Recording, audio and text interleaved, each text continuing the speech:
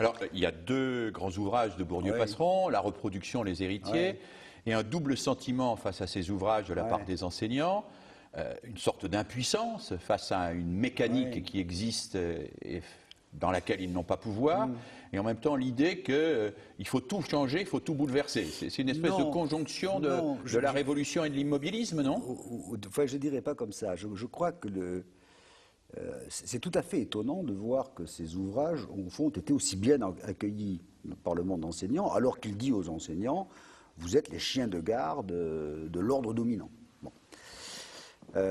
Alors pourquoi les enseignants malgré tout, ont été aussi favorables à ces types de pensée? C'est parce que je crois qu'en même temps qu'elle leur disait ça, elle leur disait, vous n'êtes pas responsable des inégalités. L'école ne fait rien, d'une certaine façon.